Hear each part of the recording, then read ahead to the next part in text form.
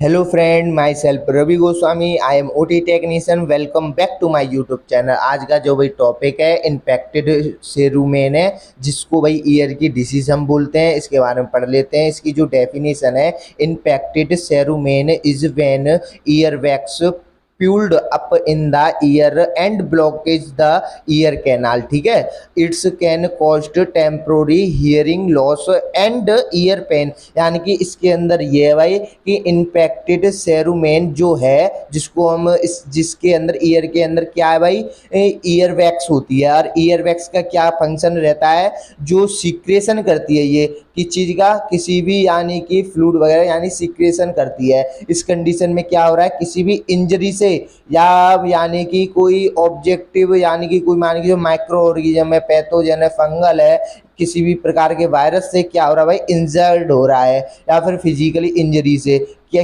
किसको ये इंजर्ड कर रही है, ईयर वैक्स को। अब भाई ईयर वैक्स को जब इंजर्ड हो जाएगा, इसके अंदर पस एब्सिस और फ्लूइड का कलेक्शन होने लगेगा, तो भाई क्या होगा, एक तो भाई ईयर पेन होगा सीवियर कंडीशन में, और ऊपर से भाई ब्लॉकेज हो जाएगी। क्या ब्लॉकेज हो जाएगी, ईयर कैनाल। जो ईयर कैनाल होती है यानी कि जो अपर पार्ट के पिन्ना लोब्यूल्स हो गए, और फिर उसके बाद में ईयर कैनाल होती है, उस जगह ये प्रेजेंट रहती है ईयर वैक्स। अब ईयर वैक्स में यानी कि इंजरी या ऑब्जेक्टिव इंजरी की वजह से, यानी कोई पैथोजन या फिर इंजरी की वजह से क्या हो गया भाई, ईयर वैक्स में इन्फ्लामेशन कंडीशन हो गई, जिसकी वजह से पस एब्सिस इसने क्या कर दिया, सीक्रेशन कर दिया इस चीज़ का, जिसकी वजह से भाई उस जगह पर ब्लॉकेज हो जाएगी। ब्लॉकेज की वजह से भाई अगर क्या है, प्रॉपर साउंड क्रिएट नहीं होगी, सीवियर कंडीशन में पेन होगी, क्योंकि भाई ये क्या कर रहा है भाई, फ्लूइड अगर एक्सक्रेसिव अमाउंट में फ्लूइड एब्सिस और यानी कि कुछ सीक्रेट होने लग गया, तो भाई सीवियर क्रिटिकल कंडीशन हो जाते हैं। ठीक है भाई, उसके अकॉर्डिंग फिर पेन होगा। आगे हम देख लेते हैं भाई इन्फेक्टेड सेरुमेन के जो कॉसेस और रिस्क फैक्टर है, यानी कि किस किस कारण से ये कॉज हो रहा है, जो ईयर की जो प्रॉब्लम बन के तैयार हो रही है, इन्फेक्टेड सेरुमेन डिसीज डिसऑर्डर। ठीक है भाई, तो इसकी जो फर्स्ट नंबर पे जो कॉज है, जो मोस्ट कॉमन है, इन इम्प्रॉपर यानी कि क्लीनिंग। कान की अच्छी तरीके से अगर सफाई नहीं रखते हैं, जो यानी कोई पर्सन है, अगर ईयर की प्रॉपर तरीके से ये जो क्लीनिंग नहीं होती है, तो उस कंडीशन में क्या होता है कि ईयर वैक्स के अंदर एक्यूमुलेट हो जाता है। यानी कि ईयर वैक्स जो होते हैं ना, जो कि सीक्रेशन कर रहे हैं किसी भी फ्लूइड वगैरह का, तो उस जगह क्या होगा भाई, एक्यूमुलेट हो जाएगा, जिसकी वजह से ब्लॉकेज हो जाएगी ईयर कैनाल, और जो क्या है पस एब्सिस है, फ्लूइड का कलेक्शन तक होने लगेगा। ठीक है भाई, और दूसरी नंबर पर जो मोस्ट कॉमन कॉज है, ये भी भाई कॉज है, यानी कि ओल्ड और एडल्ट। यानी कि कोई पर्सन है जिसकी जो एज है, यानी कि ओल्ड है, या तो ज़्यादा बड़ा बूढ़ा, यानी कि एडल्ट यानी कि यूथ है हमारा जैसे, यानी कि जवान है, तो उस कंडीशन में क्या हो रहा है भाई, ज़्यादा ईयर कैनाल के अंदर हेयर प्रेजेंट रहते हैं, जिनके ईयर कैनाल के अंदर हेयर यानी कि बाल, और बाल अधिक मात्रा में अगर वहाँ पर एक्सक्रेसिव अमाउंट में प्रेजेंट रहते हैं, तो उस कंडीशन में क्या देखने को मिलेगा भाई,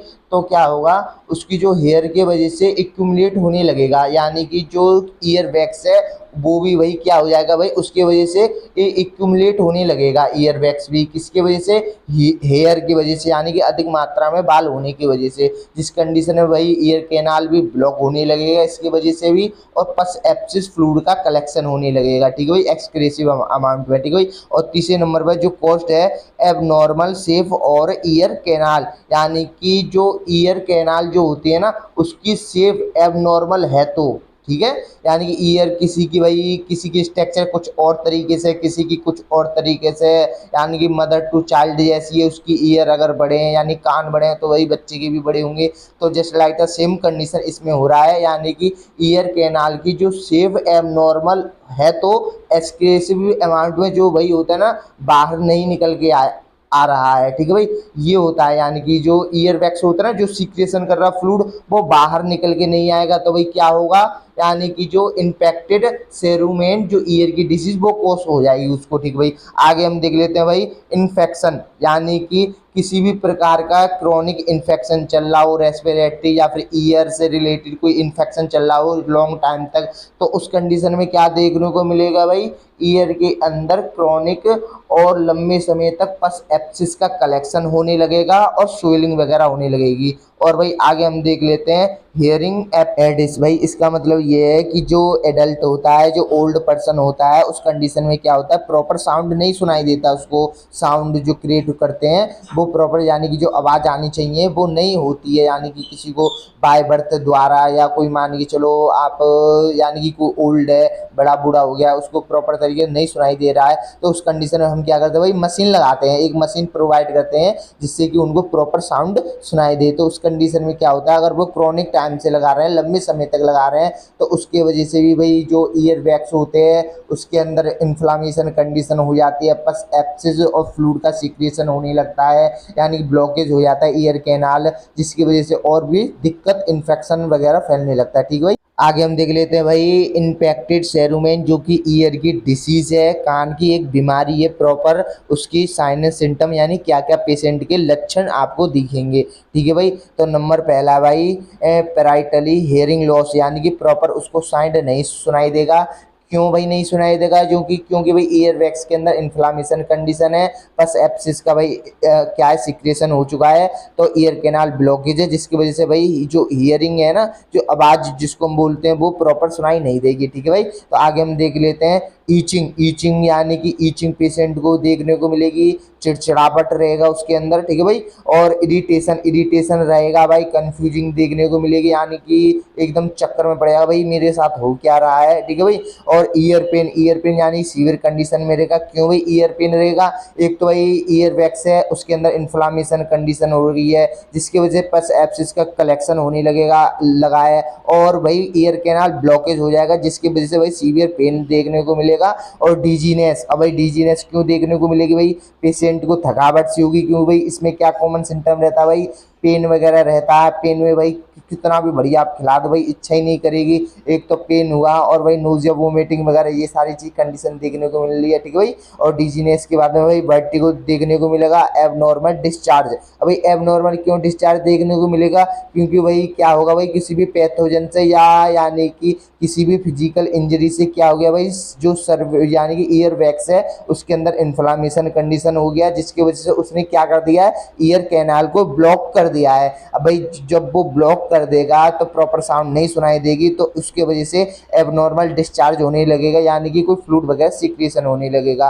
और आगे हम देख लेते हैं भाई ईयर फुलनेस सेंसरेशन, यानी कि इसका मतलब ये है, जो भाई ये क्या है, एक सेंसरी ऑर्गन है, ईयर क्या है, सेंसरी ऑर्गन, जो भाई आँख होती है, यानी कि आइज हो गई, ईयर हो गई, और भाई नोज हो गई, और टंग हो गई, ये सारी क्या, और भाई स्किन हो गई, ये सारी क्या है भाई, सेंसरी ऑर्गन, जो कि भाई क्या करते हैं भाई, सेंसरेशन पहुंचाती है हमारे स्पाइनल टू ब्रेन तक।